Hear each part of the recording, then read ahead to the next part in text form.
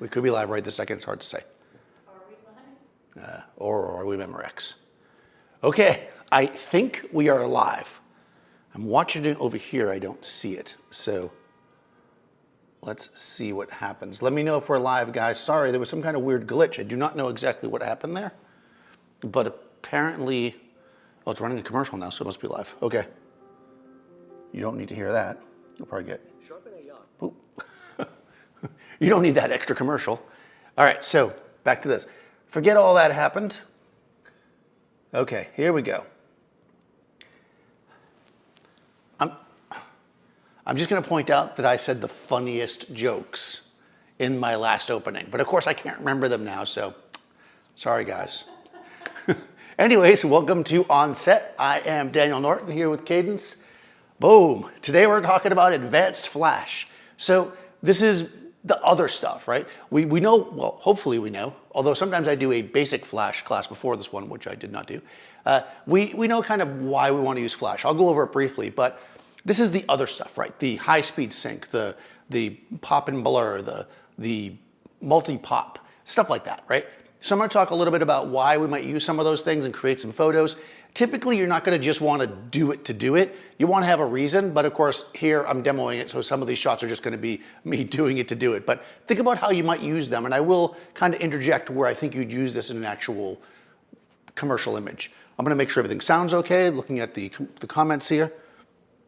Close. All right, good, so you're here. Welcome, welcome. Okay, so sorry about that. Weird. Okay. Seth jinxed me, by the way. Yeah, because he was making fun of me over here doing this by myself. So if you don't know, they're rebuilding, or they've mostly rebuilt the event space in the Adorama store on 18th Street. If you are local, or if not, you have time to get there. Seth's doing a demo on the 5th. He's going to open the space. I'm pretty sure it's going to stream. We'll see. I know they're still working on that part, but the space is open again, and hopefully we'll see me back there, and there'll be like an audience. And it's pretty exciting. A guy can bring a Philly cheesesteak in and eat it during my demo again, like that one time. If you're that person, you know who you are. Anyways, advanced flash. So my whole system over here is messed up, so I'm probably going to have to jump back in a second, but I'm going to handle high-speed sync first, mostly because high-speed sync is not something that I use very much because I mostly shoot in the studio, and it's not really for that. The reason why you want to use high-speed sync is because, effectively, rolling back a little bit, if your camera has a sync speed, that is the normal speed in which your camera can work with the flash, that's usually where you want to stay. There's disadvantages to using high-speed sync, like the color is sometimes off and it can burn the flash out faster, blah, blah, blah. But, you know, most time it's fine. This camera's 200th of a second. I can easily shoot in the studio. It's not an issue. But let's say I'm somewhere where it's really bright. And for that, what I decided to do is bring a constant light. I have a data light over here. This is a DLED 10. Actually, I don't even know if I'll be able to overpower this easily, but we'll do it. And let's say I pointed this in the background. Let's just say the space is bright like this, right? So we have this really bright light, and we want to overcome it. Now, if we do what we normally do, right? Remember the black frame? If I come in here and I go, okay, well, I'm going to set myself up so that I'm at the fastest normal shutter speed, which is, you know, again, 200th of a second, the lowest ISO for the best quality, which is, again, 100. Then normally I would set my aperture to make the space dark, right? But let's say that, like me, you have this 85mm 1.8, and unlike me, for some reason, you want to shoot wide open. You're like, I bought this lens, it's 1.8, I want to shoot wide open, it's cool. So I'm at 1.8, and I can see that if I take a picture like this, it probably isn't going to be in focus, that's okay. What you're going to get is, and again, we're not taking a photo to make Cadence look good, I'm just talking about the space. What we're going to do is we're going to get a big bright wall, right? I could get rid of that light by closing down my lens, but I want that shallow depth of field, right? I could get rid of it also by going faster on my shutter speed, but I can't if I'm using a flash unless I have high speed sync. So that's what we're going to do. I'm not going to try to overpower this light because it's really bright against the white wall, but we'll turn it down a little bit so we can just get a general idea.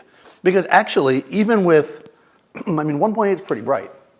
Even with no bright light behind her, if I take a picture like this, it's going to still be exposed, right? That's still too much light in the space. I'm not getting rid of the light. So in this case, what I want to do is use my shutter speed.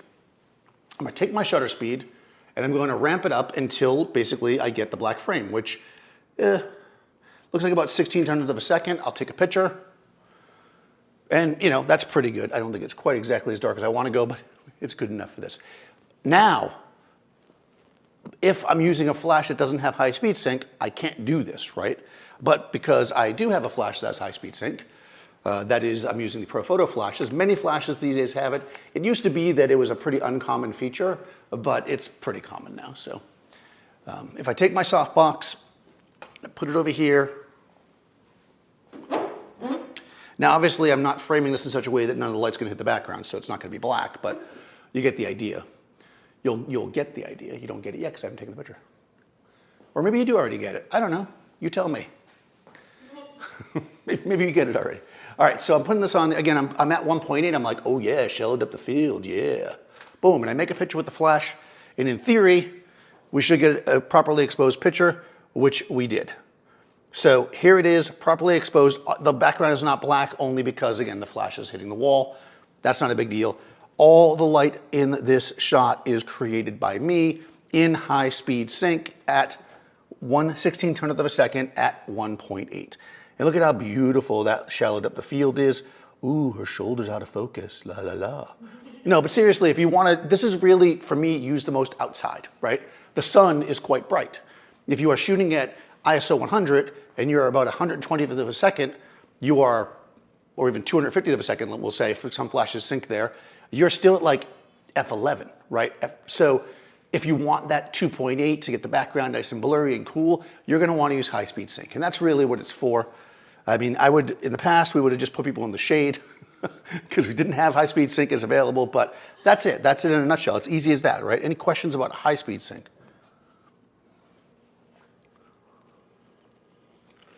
All right, I'm drinking coffee over here. I don't know with this camera if you can see me or not, but you're looking at a nice picture of Cadence, so that should make you happy. All right. Seth's in the chat, woo! All right. So shallow. I don't have the 1.2 lenses like Seth has, but you know, we can't all be ballers. Okay. We'll leave the 85 on for now. All right, so the next thing we're going to talk about,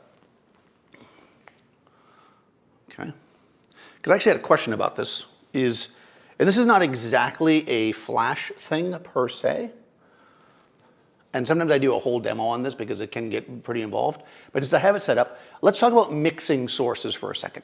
So if you're learning flash photography, the simplest thing to do, and what I generally recommend, is to take your flash, eliminate all the light in the space like we normally do, and use just flash, right? Get used to how flash works. But you may find that you have other tools you want to use, maybe a focusable light like I do, or maybe a color changing LED, or just something else you want to use that's a constant light source. So let's talk about matching those sources. But before I do that, let's roll back to my normal settings, because I don't want to be using high-speed sync all the time. Oh, by the way, this is something else I want to mention, because I think this is an important fact. High-speed sync is not magic. That is to say, we're at 1.8. It's not like the flash is barely putting out any power because it's 1.8. When I look at the power of my flash, it's at 7.2 out of 10, right? Normally, if I was at 200th of a second and we were shooting at 1.8, it would be putting out like almost the lowest power. So you're still using a lot of power. The light's got to come from somewhere. The way high-speed sync works, for the most part, is it pulses the light. So you're using a lot of power still, so it doesn't save your battery, it doesn't save your flash tube, doesn't do any of that kind of stuff. What it does do is allows you to shoot more shallowed up the field when it is bright in the environment. That's what it's for, that's what it does. No special magic to that. Okay, now, I feel like I'm talking fast now. I had to catch up for the minute that we missed. Let's talk about mixing light for a second. I have this dado light here. Again, this is a LED 10 by, which means it can be daylight or tungsten. And let's say that I want to use this light. I don't know. Why would I want to use it? Let's just say that we're going to use it. Again, we're keeping these things just as simple as possible. Let's say that I want to use this to put a slash on the background. I'm into the old-fashioned, interview light style, with slashes, or maybe a film thing. Maybe you're doing some kind of pin-up-y shot and you want to make it look like an old films. like a film set shot, right? So with a slash is very common back in the day. So we take our slash and we put it back here, not the guitar player, although, I mean, that would also work. And we're gonna put it behind her. And we've got this thing, oh, maybe we want to do something like a pattern. So we have a slash. So now, again, I'm gonna go back and I'm gonna reset my camera to where I like it to be, which is 200th of a second, again, right? That's the normal shutter speed for flash with this camera. And then I'm gonna lower, I should say, close down my lens to, let's say, 7.1. That's about where I normally shoot in here. Obviously, I'm here a lot. I know about where I can shoot. But just to really give you an idea of how this is all gonna work, I'm gonna turn off the overhead so it's gonna get nice and dark and moody. Look at how much dynamic range that camera has. Okay, so if I do this and I take a picture with no flash, we will get a black frame, okay? Now, if we want to incorporate that slash on the background, what we're gonna do is we're gonna turn on our constant light. I generally like to do this first. We're gonna turn on our constant light, then we're gonna look through our camera. It may turn out this constant light is actually way too bright to do what I want to do, but we'll do, oh no, it's not, okay. We're gonna turn this on. Actually, I'll give you guys the through the camera view. Like it's very high tech. All right, so this is not the proper exposure because the camera has a flash on top. So this is basically what the camera's seeing. That's actually pretty perfect, so I don't really need to change it, but just to show you, we can adjust our shutter speed. Nope, that's the aperture. Shutter speed is here. We can adjust it slower, right? Because again, faster would be high speed sync, until we get the brightness that we want. So let's say we like that. We want a nice bright slash behind her. Some of you might be saying, I love that silhouette, and hey, it's not bad. So we can actually shoot that too. Be like, oh, silhouette. 2 for the price of 1. I'm just gonna throw that out there. Some people have done entire demos just on silhouette. Actually, I've done that. So I can't really make fun of on silhouettes. That's a nice clean silhouette. We have a beautiful slash on the wall. It looks good, right? Now we want to incorporate our flash. So the reason why I did that first is if you look, we're below the baseline shutter speed. We're at a 50th of a second, so we're totally fine to shoot like this. I'm gonna switch modifiers to the beauty dish because again, we're going for that like classic kind of glamoury. I remember I did a demo once and I called it like classic glamour, and we shot some like Hollywoodish, like black and white pictures. And some people that were watching that video did not think that's what I meant by glamour. That's all I'm gonna say about that. You know who you are. Okay. I am gonna boom this out, so I'm gonna throw a sandbag on it. And we talked about this before. If you are using a C-stand, you wanna put the weight over the long leg. I know you can't see me that well because you're looking at a silhouette, but I'll show you in a second. Let me jump over here and show you. Boop. Okay, so we wanna put the sandbag over the long leg whenever we're putting weight out over the C-stand. I'm gonna use the arm, I'm gonna move this out. I'll boom it out a little bit so it's kind of in the center. Tip it down a little bit. I should put this on the wrong side, but it's okay. It'll be fine. All right, that should be good. I'll raise it up. And the reason why I'm switching to a beauty dish, well, it's because Cadence is beautiful. There you go. We have to evaluate your subject, and if they are beautiful, then you use a beauty dish. If not, you use, well, I don't want to say. A not beauty dish, yes. So, all right, so we have that. This is in my, oh, another note you should do is always turn the light on before you get it up in the air. There it is. That's my A group. That's the B group. I'm gonna turn the B group off with the magic of the controller, and we're gonna take a shot. We'll try to get most of the light off the background if we can. Yeah, there we go. Okay, it's a little dramatic. We'll take another one. I think I aimed a little too low there.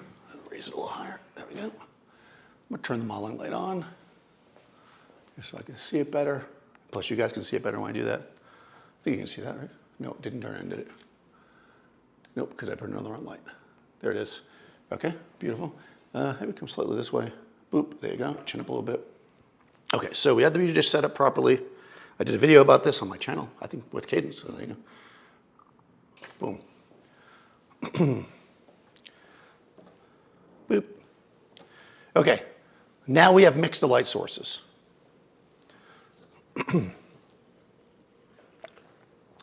And what we're going to do is we're going to control the amount of, the brightness as it would be of the slash in the back by our shutter speed, and we're going to control effectively our flash with TTL.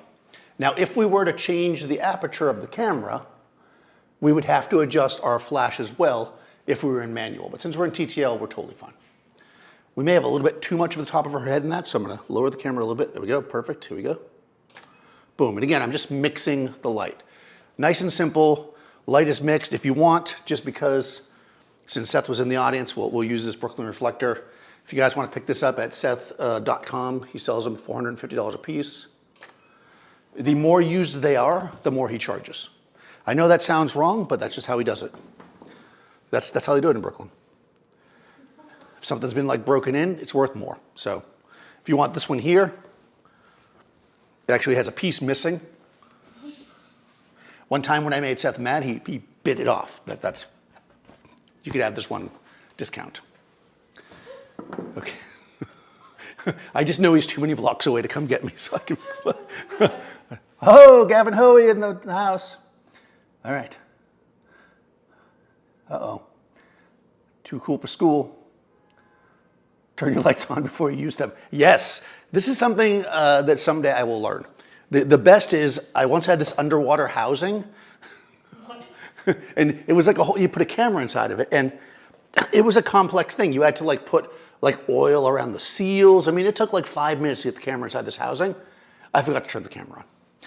Get the whole thing in there, and I'm like, let's take the whole thing apart. Yeah, so turn on your equipment. All right, so that's mixing. I feel like we covered 2 things already. Any questions about mixing light? All right, they want to see the funky stuff. All right, so it's going to become relevant because we're going to now do, I think we'll do a blur first. These are always a little bit more difficult to do, so let's do it first, get it out of the way. I'm going to switch lenses. What are we looking at? You're looking at me. I'm going to turn the lights on so you guys can see. All right, we're going to do a pop-in blur or a shutter drag or whatever you want to call it, whatever the kids call it these days. But effectively what we're going to do is we're going to mix our constant light and our strobe together on the subject. And they are going to move, the subject being Cadence. They're going to move, or I am going to move, and we're going to create a blur and kind of a fun vibe. Okay. Put this 85 away. That was like the 2 times a year, one of the 2 times a year I use this lens. Okay. I use it even less now that I have this. This is a 24 to, people always ask me what lens I'm using. This is a 24 to 120 f4. And again, I don't usually shoot wide open, so that's plenty fast for me. And it gives me the zoom that I want. All right. All right, so we're gonna do a shutter drag type shot.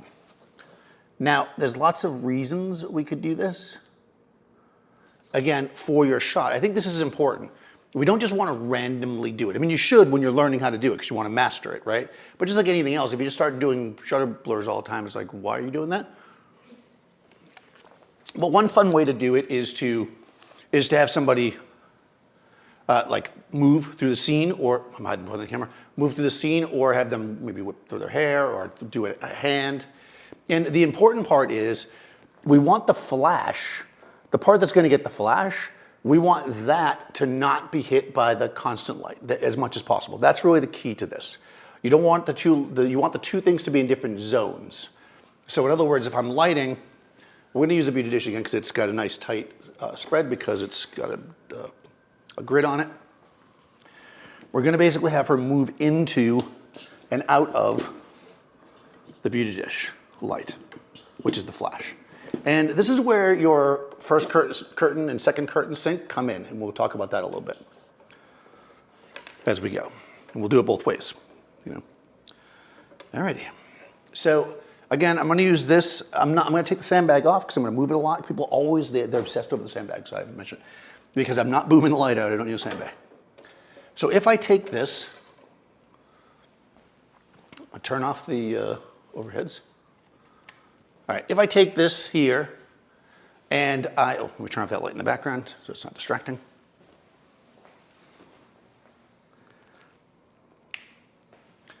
Okay.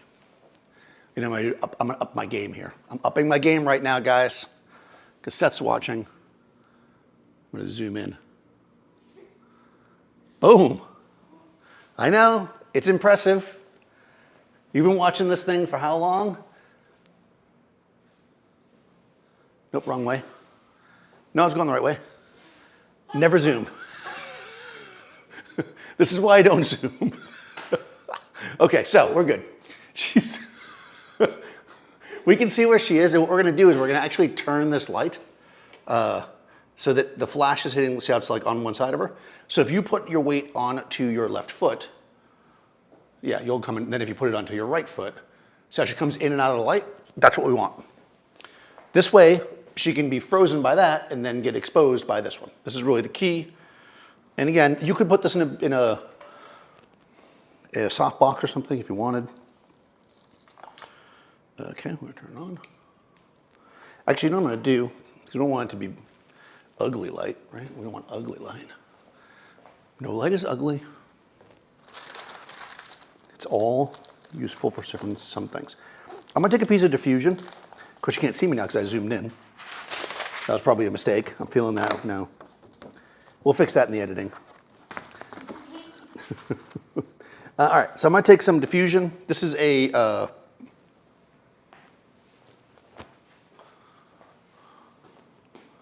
spun fabric, okay? I like spun, mostly because it's fun to say, but also because, you know, like not everybody has spun. Like everybody has a regular white diffusion, but spun, come on now. That's like a level up. No, but spun diffusion creates kind of an organic type feel. Depending on how you use it and what light you put it on, you may even get like a bit of a pattern with it, which I find to be very nice. So I'm gonna use this. There are little clips on these barn doors, which I always have trouble with. So we'll see if I can actually do this, or I'll just end up using clothespins. If you do use clothespins, just use wooden ones, not plastic ones.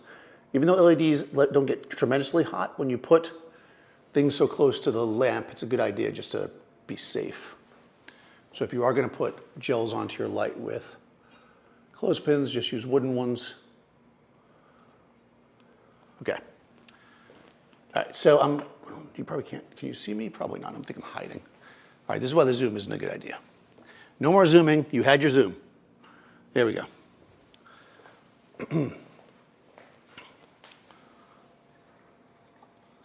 All right, spun, I'm opening it up. I'm kind of creating a little bit of softbox vibe, right? I could have obviously put a softbox on, but you know. All right, this is gonna be bright, so don't look right at it. Oop, drop the cord. Boop. This is a tremendously bright light. You probably don't need such a bright light to do this. In fact, you definitely do not. So I'm gonna turn it down to, and here's where, you know, a light meter could be useful as well, if you wanna really get precise here. If you have a handheld light meter, you can do that. The other way you can do it is, again, we have digital cameras. I can look through the back of my camera. At this moment, I'm at a 50th of a second, right? I need enough time for her to be able to, you know, move, like go like this, let's say. So how long is that? Half a second, quarter of a second? So let's go to an 1/8 of a second. And that'll be our baseline for our first shot. So we're gonna bring this over to where she's gonna be. In fact, I'll go like this. You can do like a profile. And then you'll go, and then you'll just switch, boom, and then you'll look, yeah. Yeah, okay. So this is gonna be like a light switching across, boom, all right. Now I'm gonna look through my camera, because again, I could use a light meter, but I'm not going to, because not everybody has a light meter. And I'm just gonna look for an exposure that looks good, right? So here, let me show you through the camera again. Boop. The iPad's a touchscreen, but not my computer. So we can see that she's, again, I have the flash turned off, so she's properly exposed here. And when she moves, go ahead and move into position 2. She's under by like half stop, but she still has some light on her, so we're gonna have to watch that. So I'm probably gonna go a little bit down. I'm just gonna turn this a little more. So it's just feathering off on her. Yeah, that's good. That should be good. Let me see, position 2. Yep. Boom. Okay, there you go. Perfect. I think that's good. We will test it and see. Okay, so the way we're going to do this, just for simplicity's sake, is I'm going to do it in two pieces just to show you. So I'm going to take a picture with her right there. So just look at me slightly. Right there. I just want to see what the exposure looks like. Okay, cool. And then, now the only issue here is the background. It would be ideal to be black, but that's okay. We can still do it. And then move to the flash position. And then I'm going to shoot. You don't have to go fast. It's okay. I wasn't ready. Okay, and then that's the A group. B. Okay, and go to the flash side, and boom, we shoot like that. Right, and then we have an exposure. Oh, look, we got a blur. I did that on purpose. I knew that was going to happen because I didn't turn. Right, we got one already. See, and she's pretty sharp in the eye. Right, easy as that. I guess the class is over. That was it. I did it in the first try. I will never get that again. That'll be like, no, I'm just kidding. No, so there we go. So all we have to do is that, but exaggerated, and we got it. All right, so yeah, she starts there. And now, here's the thing. Because she's starting in the light and moving to there, this is where I need to do, this is where timing comes in. Here I'm going to do, actually, let's do the easy one first. So start at the flash and go to the other one. Yeah, so after it fires, just move to the other way as fast as you can. Ready? And go. Nope, too slow. It'll take a little practice. And actually, you just go when you're ready and I'll shoot it.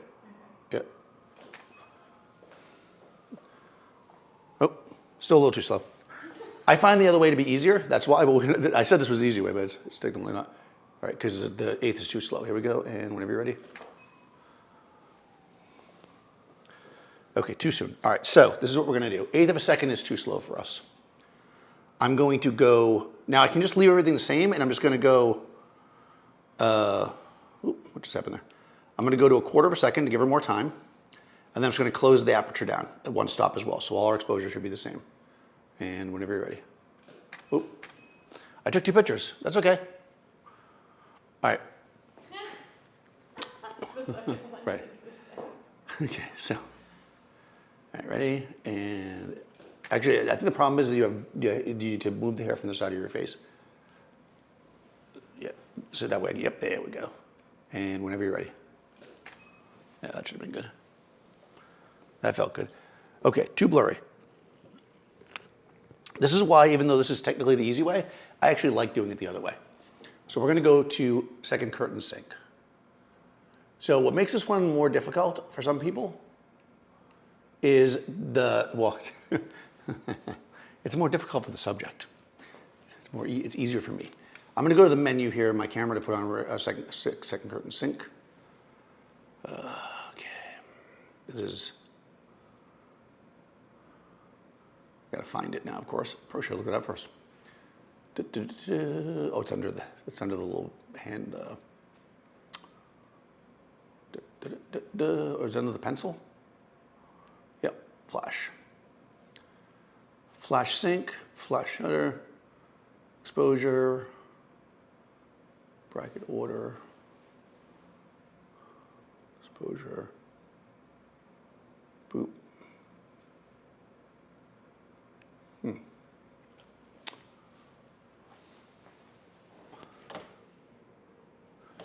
We'll leave it off of a not very good picture. Okay, so I'm just going to find this. I thought it was here. Flash sync. Nope, got that. Nope. That's exposure comp. Auto bracketing. Custom. Oh, you know, I think I have it in my eye menu. Yeah, I do. I don't know where it is in the menu, but it's in my menu. So now what rear curtain sync does is, and you'll probably hear this, I'll stand close to the thing. I'm just gonna do a picture. You'll hear the camera click, and then the flash fires. You actually will see two flashes if we do it slow enough. Watch the flash. It's a flash twice. I don't know if they can see that or not. The first flash is the pre-flash. That's when the shutter's actually being fired, and then the flash will go. So what we need to do here is establish something. I'm gonna have cadence move into position 2, as it would be that one, and then look at me slightly. I'm just going to take a picture. Okay. Interesting. Okay, so I've got the shot there. I kind of like that moody light, so I think we'll leave that. And I'm gonna now go to manual, because that's important, obviously, because we can't have the light changing on us. So now she's gonna start in the hot light. Not quite that far. Yeah, you don't have to move too far, there we go. There you go. It's literally just a weight shift thing. Yeah. And when I say go, you're just gonna go and then pause and pose it under the light. Ready? And go. Nope, and we're a little too fast. Okay, so I guess a quarter's too fast. Okay, let me go even slower. 1, 2, 3, 1, 2, 3. We'll get our timer down. All right. Actually, you just go when you're ready. That's all I'll do. Yep. Ready? Yep. All right, there we go. We're getting a bit of a blur here. This is kind of right. Now, the only issue we're going to have is that too much light's in the background is really what the problem is.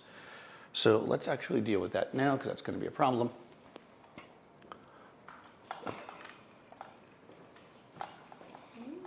Yeah, because the thing is, if the light hits the background, then the background is white, and if on a white background, you're not going to see the blur as well.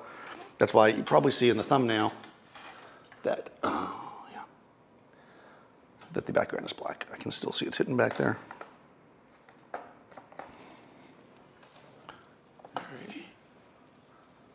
Alrighty. Cool. All right, let's just see what we got here.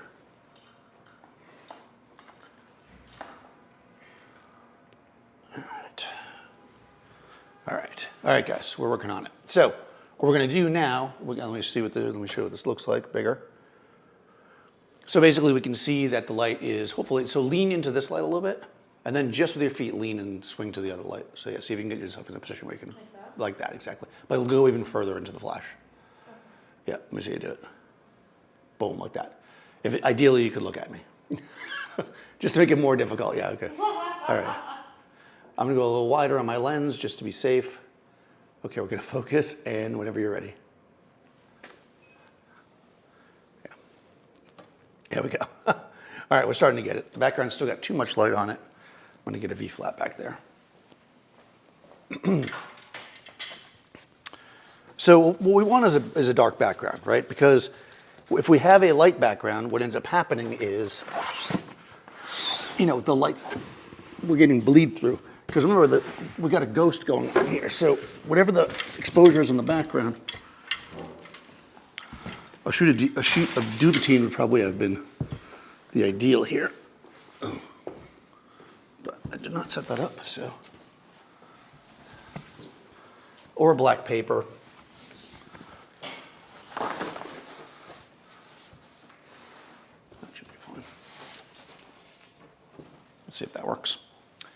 All right, before we do anything, let's just get a shot and see what it looks like. All right, you can stay still. Better, okay. Not perfect because obviously we can see some of this in the background, but again, we're just getting the idea here. This does not need to be a perfect shot if you understand how it works. All right, so let's get, that's perfect how you are. And then can you just boom, exactly like that. And go. Oop, too slow. And go. Okay, this felt better. Nope, not quite. Didn't quite make it into the light. Okay.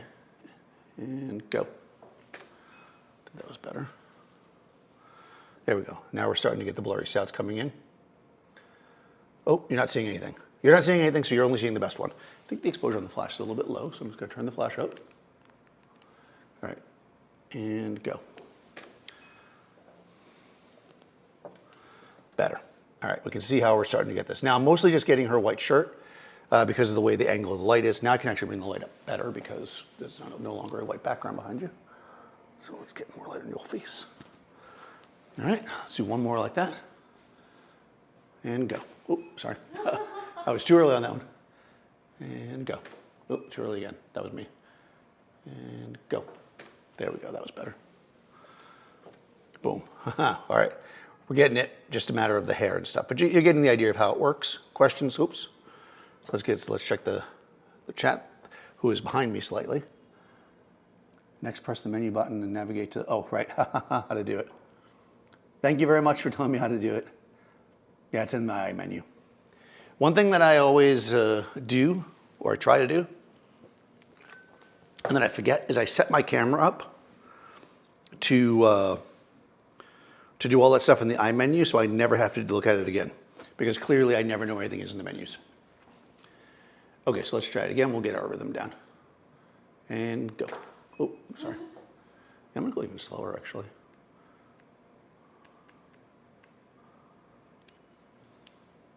And go. Yeah, I went slower on the show, so I have even more time. That way we wouldn't have to rush as much. There we go, even better. Okay, so we'll do the same thing. Go. Oh, a little faster than that, but yeah. Okay, good, we're getting there. All right, so look up at the light. Go. Oh, sorry. One more time, that's me. I'm trying to time it so that, go. Sorry. I should probably do the and first, right? We kind of screw that up, all right. And go. There we go, that was it. There it is. Well, you weren't quite in the flash. One more time. We'll go a little bit longer.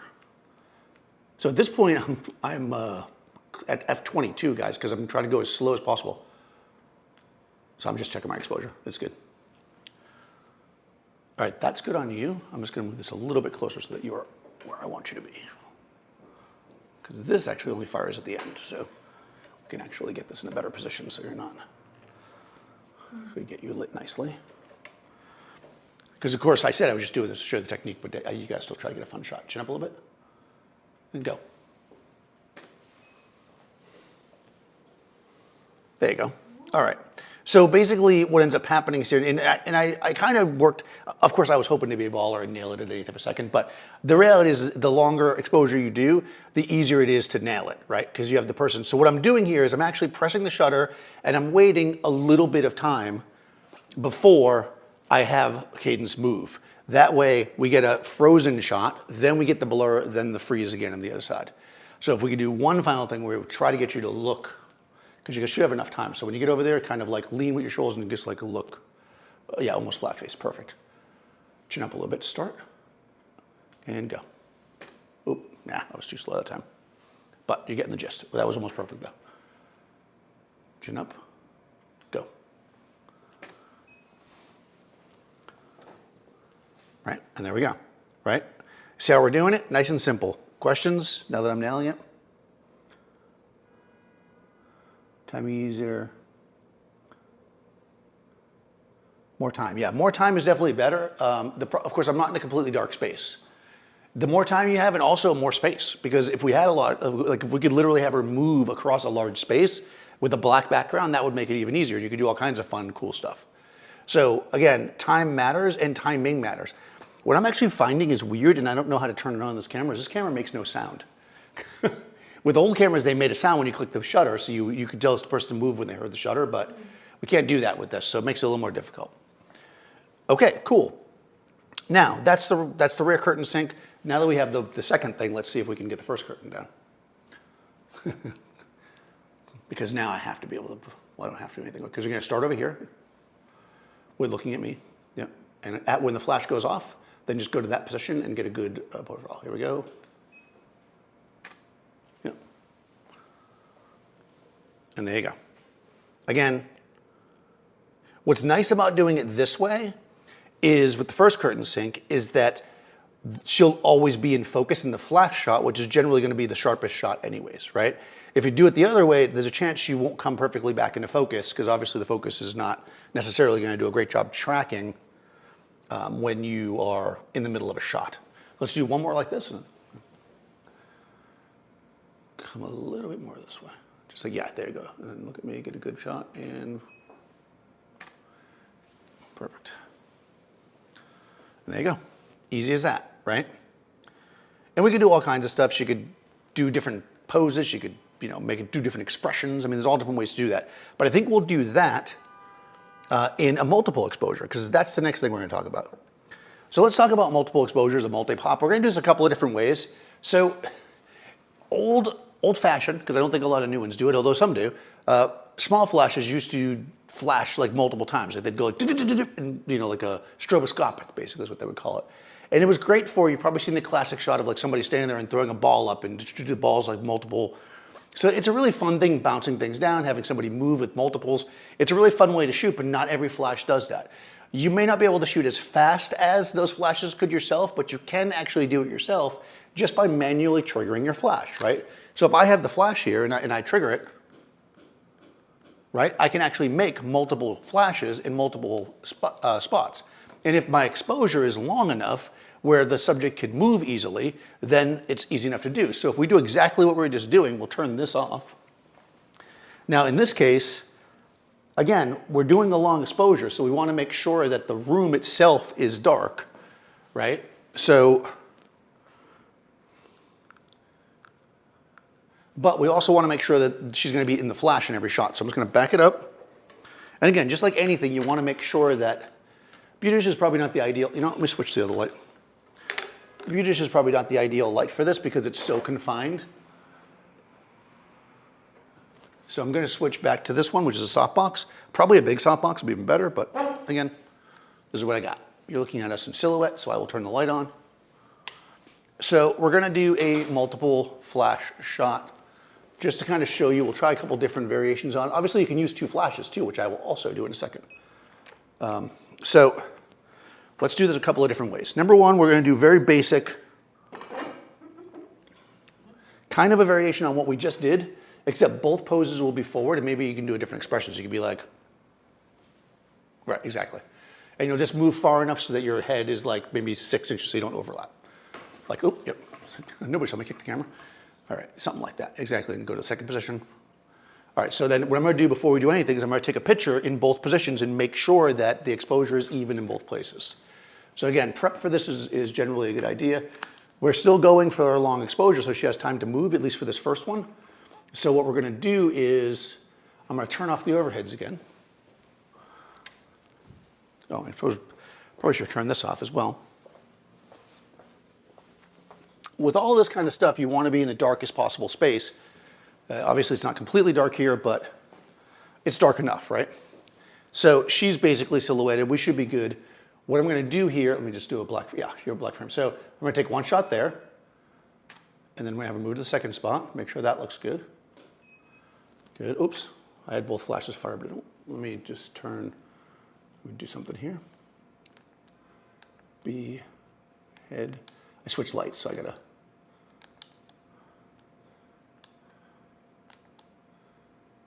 All right, I'm turning the Beauty Dish off and turning the small box on. Oh, you moved. That's okay. Okay. Oh, right, my exposure's off because I'm in manual. All right, guys, you're not seeing anything because I'm setting things up. Here we go. I'm in TTL. Just hold that one position, just hold still until I say, okay, wait. Hold. Okay, good. All right, so this is, it's underexposed. Am I all the ways up now? It's not giving us a very good TTL exposure. So what I'm gonna do is switch to manual. I'm just gonna bring it up myself.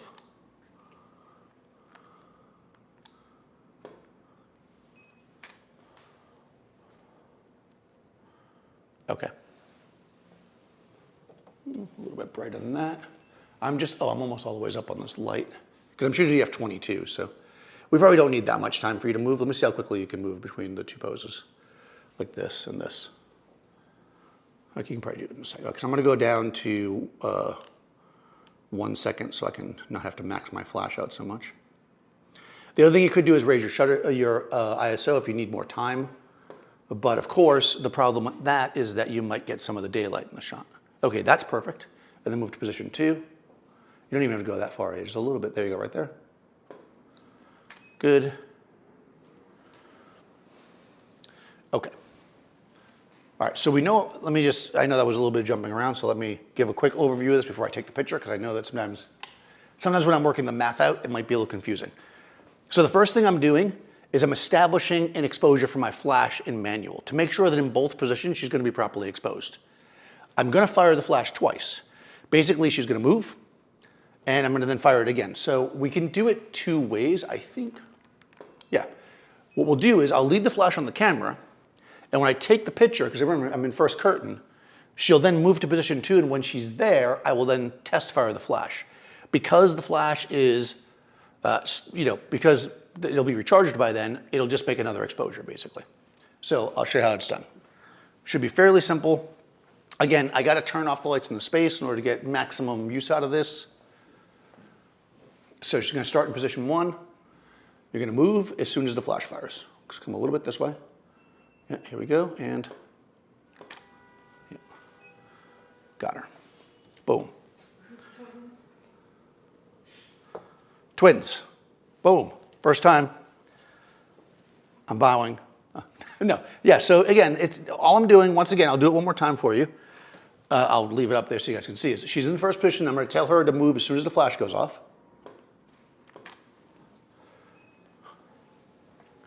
And then I'm manually firing it the second time. So this requires timing, right?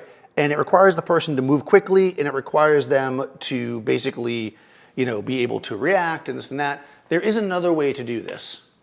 And this is kind of, in a way, the preferred way for me. Now, obviously, before, somebody's probably saying this in the chat, some cameras just do double exposures. That'd be the easy way to do it, which I think this camera actually does, but we're not going to do that because, again, not every camera does that. What I'm going to do is take this thing. This is a shutter. I make these in, in the back of my car. No, no, it's just it's a piece of duvetine wrapped around a board. What I'm going to do with this is I'm going to cover my lens. So if let's take this off altogether. If I open the lens and I put this in front, actually I'll show you.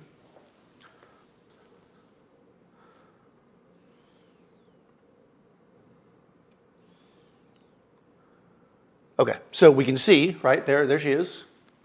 I'll actually turn this off so you can see the actual exposure. So that's the actual exposure, right? That's daylight. Aha! Instant black frame. So, this is what we can do, because not everybody has all kinds of power, not everybody wants to rush, this and that. What we can do is we can go back to our normal kind of shutter speed and aperture. So let's say, I mean, we're not going to go too far, but let's say we go back up to 200th of a second. You might be saying, how is she going to move that fast? But don't worry. And we're going to go to 6.3. And then we're going to have her stand. I can move the light. I can actually move my light in a better position and everything, so I don't have to worry as much about it. I can even use 2 different flashes if I wanted to. And what we're going to do, in fact, I will do that. So lean a little bit this way. Yeah, so you're lit by that one. There we go. Can you see me? Yes, you can. Okay. All right. Actually, I'll do it with one light first because it might be, I'll do it with 2 lights. I'm just going to do it, guys. I think you're ready for it. This is the advanced flash class, so you can handle it. So remember how we had 2 light sources before? Same thing. Basically, she is going to move between the 2 light sources. So this is my B group, this is my A group, actually the opposite of that, but, and what we're going to do is, we're going to have her come this way a little bit. Yeah. Okay, I'm going to go a little wide here just to make sure that we get everything in the shot, but you can obviously crop it better if you're not doing a demo. So what I'm going to do is I'm just going to, this is just firing at this point.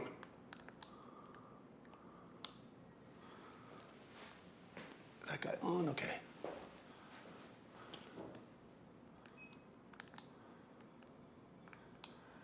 We're just going to fire the softbox, which is the A light.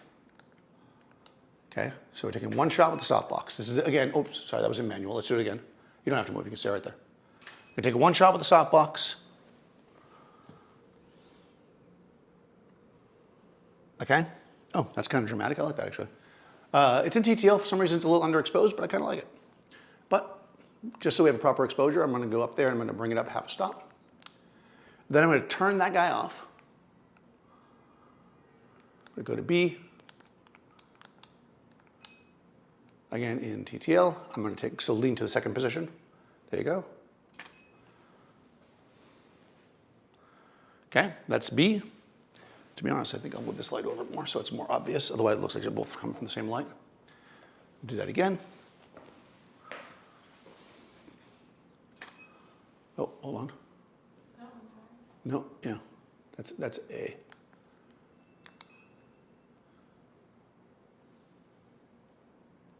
Resetting everything. All right. I don't want to be confusing. All right. Resetting. I know you couldn't see the shots anyways. Pretend. Here we go. The light over here is in my B group. This light over here is in my A group. We're going to fire the beauty dish first since you're there now. I'm in TTL. Let me give you the exposures this time. Okay, that's just the beauty dish in TTL. Now I'm going to turn that off, have her go to the second position. Again, this is just a softbox, and that looks good, right? A little dark, but I actually like the mood of it. So both flashes are where I want them to be. I'm going to switch to manual now. So what we're going to do is I'm going to leave the camera set exactly the way it is, and I'm going to give myself what's called T for a shutter speed. So there's two things I got to do here. I'm going to have to manually, I'm going to set my focus manually because I think this will throw off the focus when I do that. Yeah, it will. Okay. I'm going to go to my shutter speed, and I'm going to set it to T, which is time. Okay? You dial way down past, there we go. So what time does is when you press the shutter, it opens, and it does not close again until you press it again. So that's probably going to be very overexposed. Yes, okay. So what we're going to do, though, is we're going to use this in between so we don't get that effect. So we're going to turn the lights off in here because, again, we want it as dark as possible. I'm going to have her move to position 1, and I'm going to focus. Then I'm going to, once she's in focus, I'm going to throw myself in manual focus so it locks in. Okay. I'm now going to actually come a little bit more this way. There you go. I'm going to go like this. I'm going to start the exposure. And then I'm going to fire this. I'm going to bring this down quickly, take a shot, go back up. She's going to go to position 2. I'm going to head, B, head. Turn on the other light. She's in position 2 now. Oop. Goofed up. Let me do it again. I'll start with position 2. All right, go to position 2. I'm going to cover the lens. I'm going to turn the time.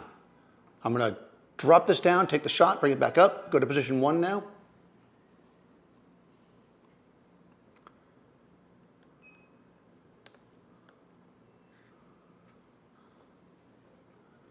I'm going to drop it down, fire the flash, bring it back up. Then I'm going to end the time shot. There we go. Now we got 2 shots. So once again, I will explain it. But what you'll find here is you'll get a cleaner shot this way. We could have had her anywhere. She could have been, another person could have stood in, right? Basically, again, what we're doing is, I'll walk through the process without taking a picture because obviously so you can see me. Shutter. Okay, I cover the lens. When I press this, the lens is now open. Don't worry about that first flash. Now I go like, I bring this down, I fire the flash, and bring it up. Then she goes to the other position, I switch to the other flash, do the same thing. Then I press this again to end the exposure. And that's going to be a terrible exposure because, well, it still took 2 pictures because the lights were on in the room, right? But what we're doing there is we're manually creating a shutter. This is actually a technique that I learned assisting for an architectural photographer when I lived in Miami. And he used to shoot all these interiors, and that's how he would do it. He would have, in front of his lens, 4x5 film of this.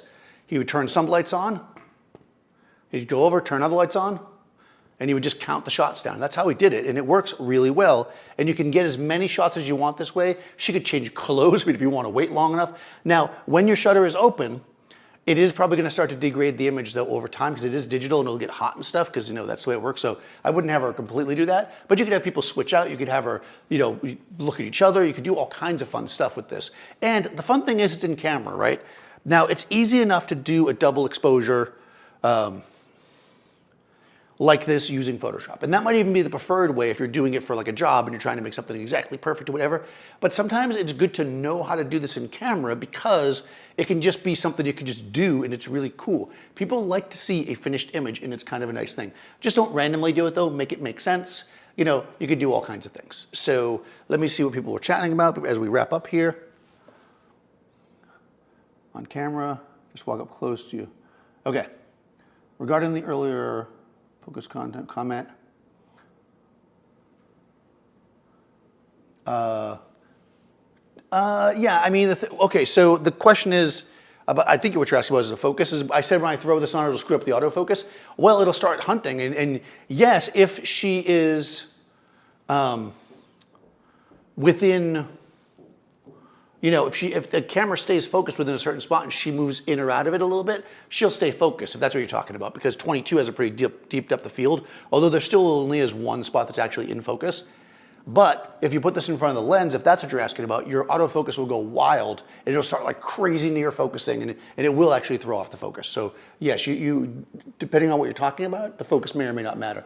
Let me turn the autofocus back on so I do not forget, because I've done that before. All right, let's see. Referring to, oh, autofocus for this 2 steps ago. I don't remember what I was doing 2 steps ago, but yes. If she moves a little bit, it's not gonna be a big deal. But again, you want it to be a sharp, oh, I see what you're saying with the flash. No, it does matter, because there's only one spot that is absolutely in focus. Depth of field is depth of acceptable focus. Even when you're really closed down, there's still a spot that's perfectly in focus. And what you don't want is for her to move slightly out and like the tip of her nose is the perfect focus and her eyes are just slightly out, because it will be weird, or the back of her hair or her shoulder. Because if nothing is in focus or it's all equally within that range, then you won't notice it, but it could happen that way. And that's why the focus there is important. Plus, sometimes people aren't good at staying in the same spot. I mean, you'd be surprised how far out people can go. But that is a very good question, and you still want to strive for perfect focus if you can. Good question. Can I say hi to your dad? Absolutely. Oh, cool. Hey, George, or Jorge, welcome to your first live stream. And you have Cadence as the model, which is...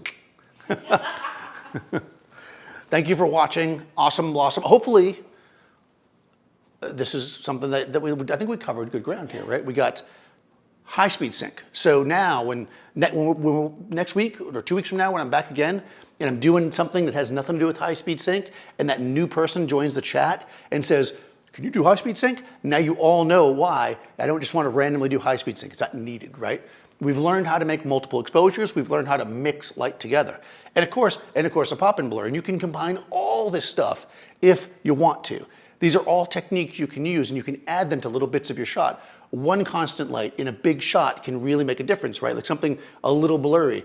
If Seth's still there, he did this shot once where, oh God, I think it was Boba Fett. It was one of the Star Wars people, and he had like a gun or something, and he put like a light stick inside the thing, and he did the pop and blur. Everything was sharp except that blur of the thing when he moved the gun. And it was cool because it had this like laser feel. So there's lots of ways that you can incorporate this into your work, but just practice it so you know you got it. One final thing I'm gonna say about multiple exposure that you may not be thinking of, but is actually very relevant, is that if you are shooting product photography and you only have a not particularly strong light source, like I have a 250 watt second flash, which isn't the strongest thing in the world, that's another time that you can use multi-flash.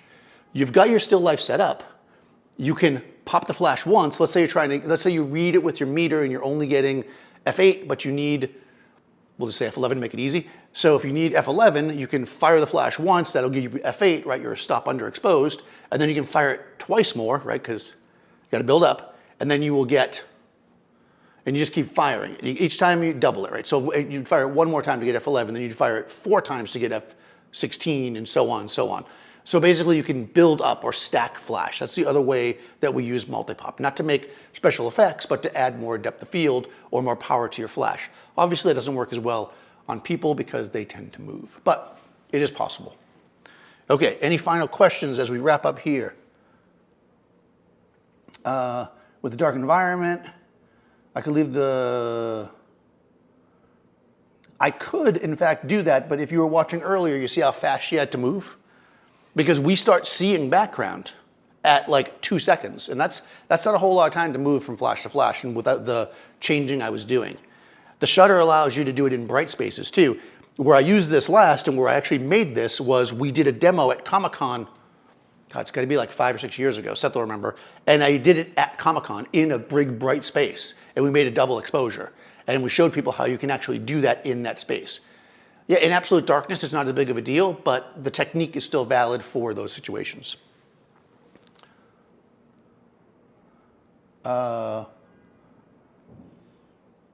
Multiple flashes on intervals. I do not have a flash system that shoots like that anymore. I used to have Pocket Wizards that did that. Actually, I still have them. I suppose I could do it.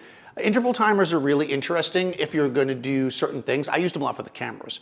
Interval timing is basically when they stack, right? So somebody moving, like in this case where she was moving, I could put a half-second delay on the flash, do one exposure, and not think about it if I had it perfectly timed. So interval is cool if you have that technique. The more technology we have, the simpler these things become, obviously. But if I just came here and said, buy this $600 thing, press this button, that wouldn't be a whole lot of a demo, would it? Unless it was a demo for that brand. But yes, you can definitely buy interval timers. The other place I've seen interval timers used to good effect is in wedding photography, when like the walking down the aisle shots, they'll have the flashes fire as the person goes down with a long exposure, catching them at the different spots, which is kind of a fun way to do it. Okay. Da-da-da. Okay, looking, I think I got everything. If there's something I did not answer, please do let me know in the comments below after the fact. I'll check it. I usually wait a couple days till the comments build up. I'll come back and check if there's anything there that we didn't answer during the demo. Go ahead and leave a comment if you're watching this after the fact. I will be back in 2 weeks. I believe 2 weeks. I'm gonna cough. Excuse me, dry throat.